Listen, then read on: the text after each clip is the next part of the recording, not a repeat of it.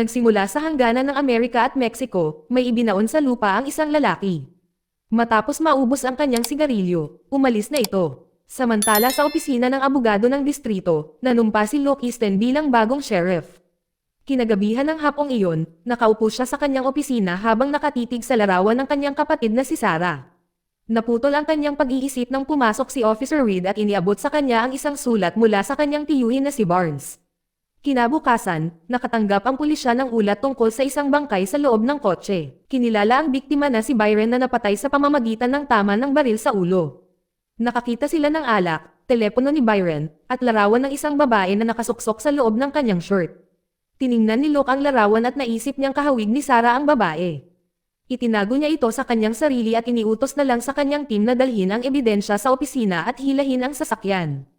Kinutsa siya ni John, itinuro na ang kumpanya ng paghila na binanggit ni Luke ay nalugi na.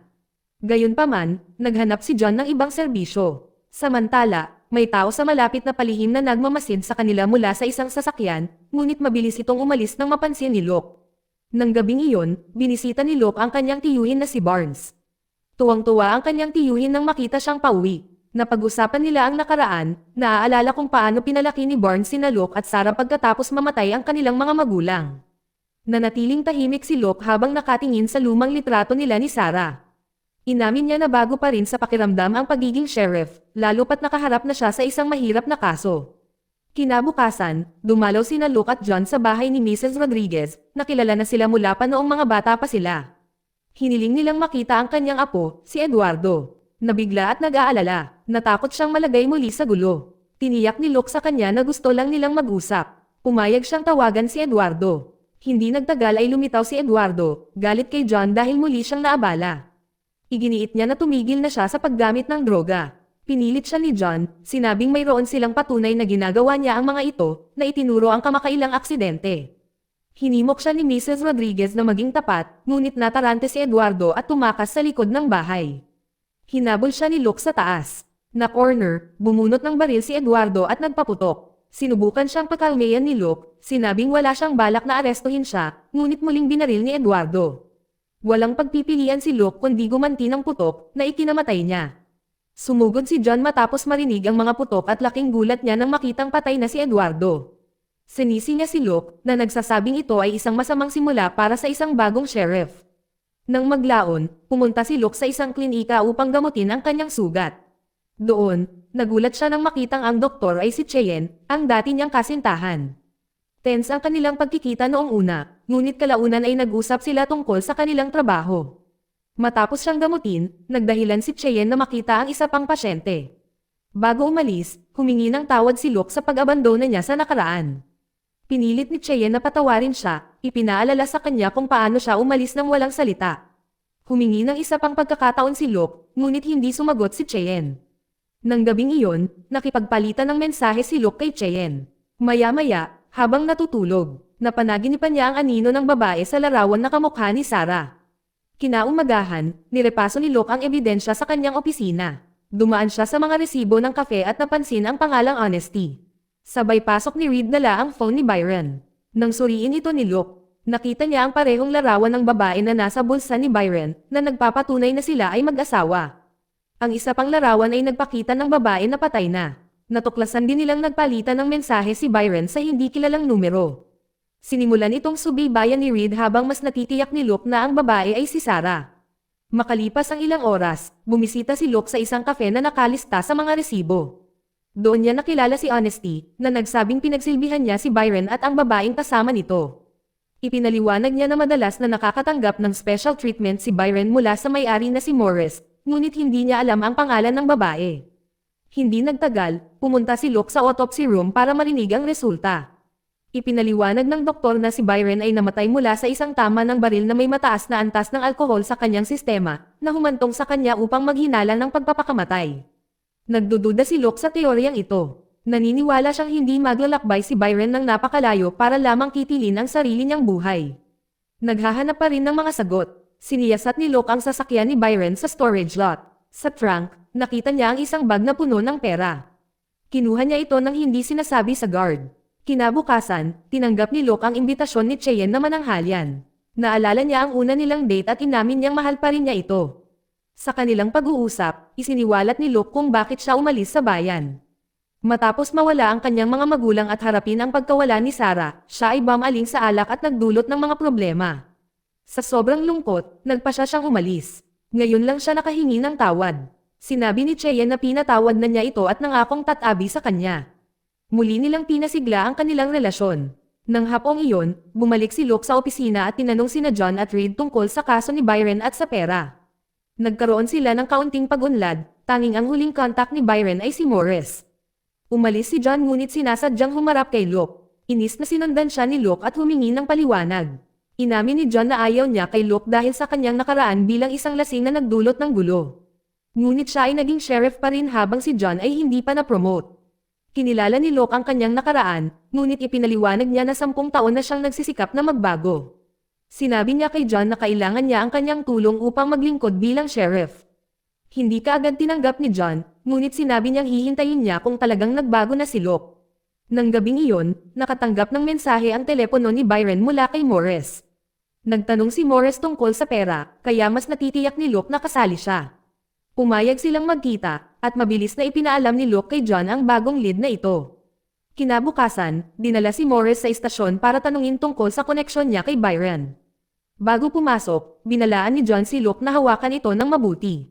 Sa loob ng interrogation room, tumanggi munang magsalita si Morris. Inilagay ni Luke ang bag ng pera sa mesa at may hinahanap daw. Gulat na marinig na patay na si Byron, inamin ni Morris na kinuha lang niya siya para maghatid ng pera. Ibinalik niya ang pera, sinabing papatayin siya ng kanyang kliyente kung hindi man. Nang tanungin tungkol sa babaeng kasama ni Byron, sinabi lamang ni Morris na sila ay romantically involved. Nang marinig niyang patay na rin siya, tumahimik siya. Nawalan ng pasensya, hinawakan ni Luke sa kwelyo si Morris, kumbinsido na mas marami siyang nalalaman. Lumapit si John para pigilan siya. Dahil sa pagkadismaya sa reaksyon ni Luke, kinuha ni John ang interogasyon.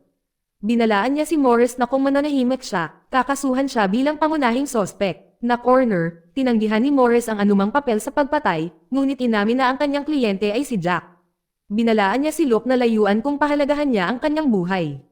Ipinaliwanag ni Morris na isa lamang siyang middleman at hindi siya mismo ang humawak ng pera. Itinulak siya ni Luke na mag-set up ng isa pang delivery. Nag-alinlangan si Morris, sa takot na mapatay siya ni Jack dahil sa impormasyon.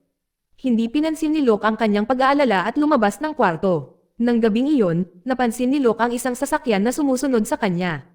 Nagtago siya sa likod ng isang gusali para kumpirmahin, ngunit tuluyang umalis ang sasakyan nang hindi gumagalaw. Di nagtagal, pinadalhan siya ni Morris ng mensahe kasama ang bagong lokasyon ng paghahatid. Nagpa siya si Luke na mag-post bilang surir. Upang maiwasan ang pagdududa, nagpalit siya ng sasakyan bago lumabas. Nang dumating si Luke sa drop-off point, naghinala ang lalaki ni Jack na si Mike dahil wala si Byron. Tumawag si Mike ng backup at pinilit si Luke na ibigay ang bag. Nagtanong si Luke tungkol sa babae sa larawan, ngunit sinabi ni Mike na hindi niya alam. Inihagis ni Luke ang bag sa mga tauhan ni Mike, pero papel lang ang nasa loob. Napagtanto ang daya, inutusan ni Mike ang kanyang mga tauhan na patayin siya. Isang shootout ang sumiklab. Dahil sa dami, nanlaban si Luke at pinabagsak ang gunman. Sa gulat, sinubukan ni Mike na sagasaan si Luke gamit ang kotse, ngunit binaril siya ni Luke. Mabilis niyang kinuha ang bag at tumakas. Bumalik sa opisina, nakilala ni Luke si Barnes, na narinig na ang tungkol sa pananambang. Maya-maya pa ay dumating na si John at dinalaan siya na umiwas dito. Ipinaliwanag niya na ang nakaraang sheriff ay nag-imbestiga ng isang katulad na kaso at pagkatapos ay nawala ng walang bakas. Tumanggi si Luke na umatras, kumbinsido si Morris na mas alam ang tungkol sa babaeng pinaniniwalaan niyang si Sarah. Hinimok siya ni Barnes na huminto, ipinaalala sa kanya na ang paghabol sa nakaraan ay maaaring mapatay niya at kailangan niyang patawarin ang kanyang sarili sa nangyari kay Sarah. Biglang nagring ang phone ni Luke. Direktang tumawag si Jack, hinihingi ang kanyang pera na ibalik. Pumayag si Luke na, ibalik ito ngunit sinubukang makipag-ayos. Tumanggi si Jack at inutusan siyang ihatid ito bukas, na nagbabantang papatayin siya kapag nabigo siya. Pagkatapos ng tawag, bumantong hininga si John, na pagtantong nasa sobrang lalim na ni Luke. Samantala, nakilala ni Jack ang kanyang kanang kamay, si Boyd, sa isang bar na may mafia figure na pinangalan ng Kraft. Hiniling ni Jack kay Kraft na kunin ang kanyang ari-arian.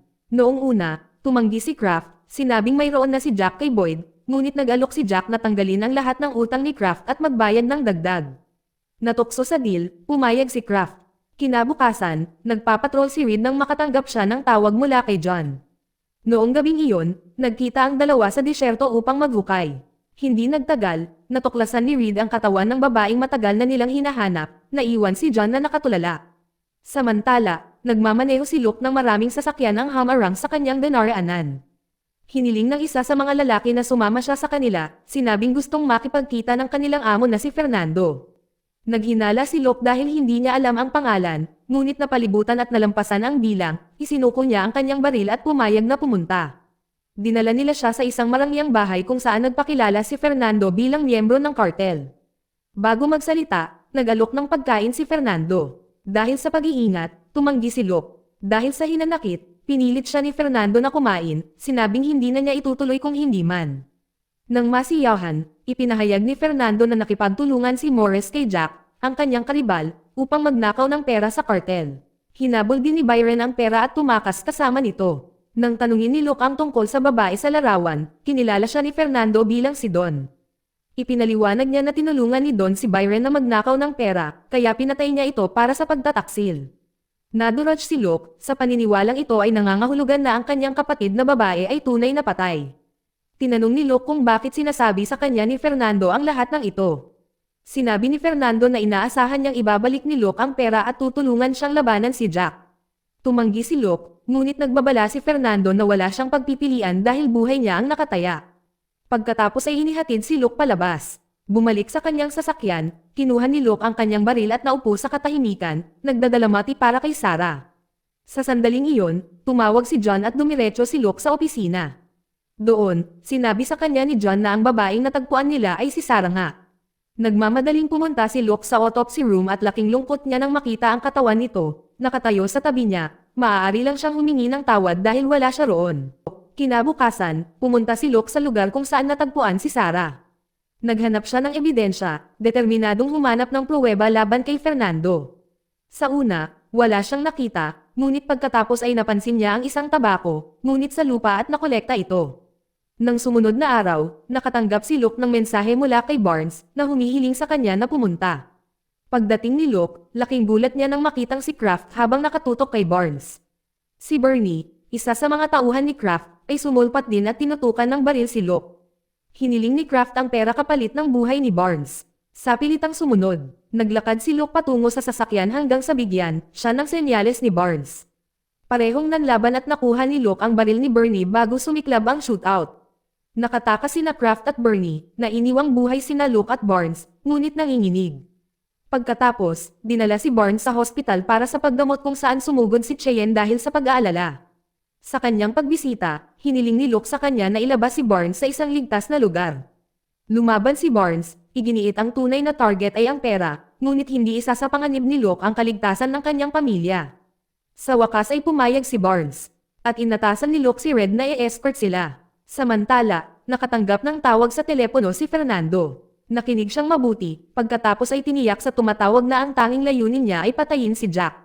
Kasabay nito ang pag-uwi ni Morris at natigilan ng makitang naghihintay sa kanya si Luke.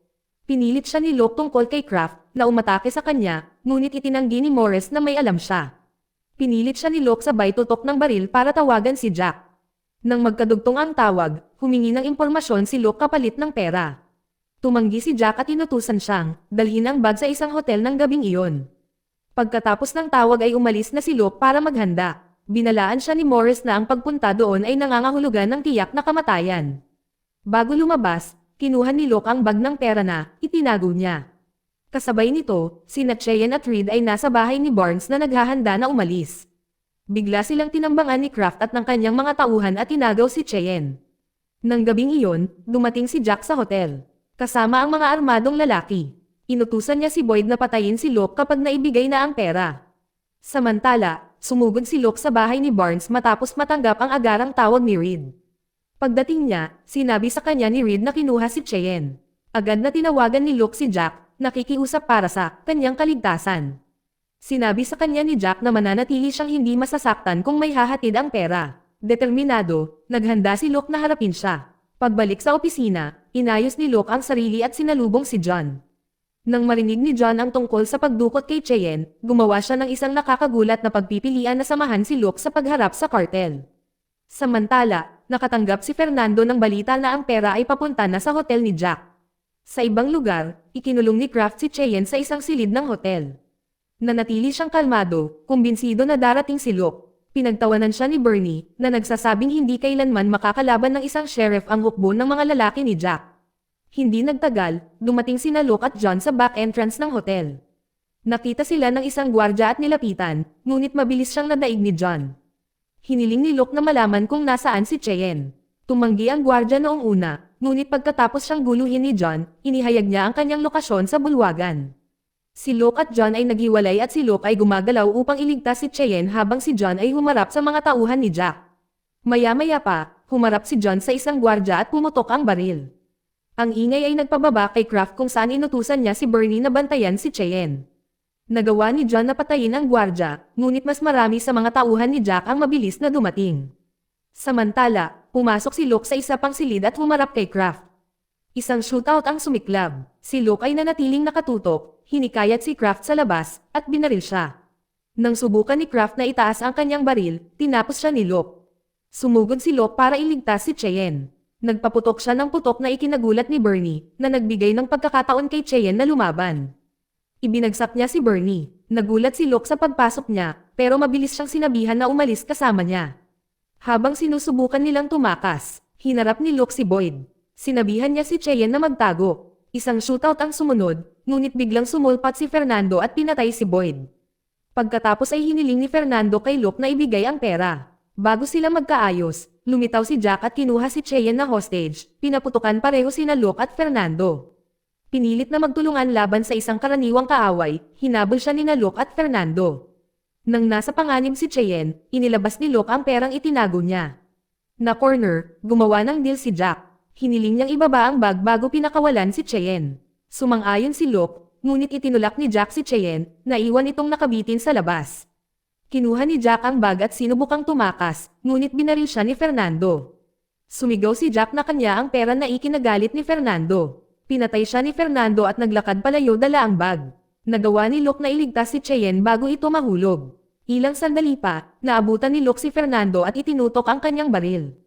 Inakusahan niya si Fernando ng pagpatay kay Sarah. Mukhang nabigla si Fernando at sinabing sinunod lang niya ang utos. Natigilan si Luke, na pagtatanto na ibang tao ang nasa likod ng lahat. Bago pa maihayag ni Fernando ang pangalan, nagpakita si Barnes at binaril siya. Sinabi ni Barnes na pinoprotektahan niya si Luke mula kay Fernando. Habang naglalakad sila palabas, nagsindi ng tabako si Barnes. Biglang naalala ni Luke ang tabako na nahanap niya kanina. Naging malinaw ang katotohanan. Si Barnes ang tunay na utak. Sa pagharap, inamin ni Barnes ang lahat. Sinabi niya na inalagaan niya si Sarah, ngunit nang ninakaw nito ang kanyang pera, pinatay niya ito. Pagkatapos ay hinalok niya si Luke ng pwesto sa tabi niya. Tumanggi si Luke, ipinaalala sa kanya na pinatay niya ang kanyang kapatid na babae. Nagpa siya si Barnes na alisin silang dalawa. Bago pa siya makaputok ay sumulpat si John at binaril mula sa likuran. Sinamantala ni Luke ang pagkakataong itutok ang kanyang baril. Nang sinubukang bumaril ni Barnes, pinatay siya ni Luke. Pagkatapos, nagpasalamat si Luke kay John sa pagliligtas sa kanyang buhay. Makalipas ang ilang araw, ibinigay ni Luke ang kanyang badge kay John sa opisina. Nagpasya siyang umalis sa bayan kasama si Cheyenne. Sa paglabas, huminto si Luke upang ikalat ang mga abo ni Sarah. Muli siyang humingi ng tawad dahil wala siya roon para sa kanya.